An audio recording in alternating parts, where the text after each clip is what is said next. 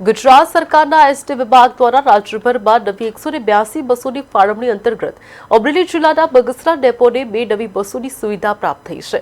આ નવી બસોનું લોકાર્પણ ધારી બગસરાના ધારાસભ્ય જેવી કાકડિયાના હસ્તે કરવામાં આવ્યું।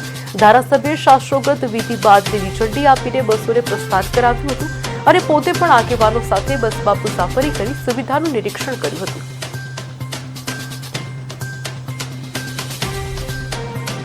અમદાવાદ ખાતે નવી બસોનું જે લોકાર્પણ થયું બગસરા કેન્દ્રને 2 નવી બસો ફાળવવામાં આવી છે। ગુર્જરનગરી બસો છે અને તે દાહોદ બગસરા રૂટમાં અમારે ફાળવવાની છે। હજી અમારે થોડા સમયની અંદર હું વડોદરા એક રૂટ નવો ચાલુ કરવાની છું, જે પણ હું તમને જાણ કરી દઈશ।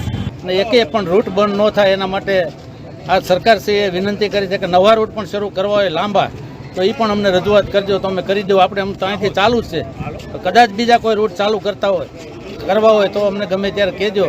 અને ખાસ કરીને યાત્રાધામના રૂટ, દરેક યાત્રાધામ જે આવતા હોય ગુજરાત કે ગુજરાત બહાર, એ આપણે બગસરાથી આ બસો ઉપડે અને રિટર્ન થાય એના માટે આપણે પ્રયાસો કરી રહ્યા છીએ। એના ભાગરૂપે આપણને બસો હમણાં ટૂંક સમયમાં બીજી પણ ફાળવવામાં આવશે। એટલે ગુજરાત સરકારશ્રીનો, મુખ્યમંત્રી સાહેબ અને હર્ષભાઈનો ખૂબ ખૂબ આભાર।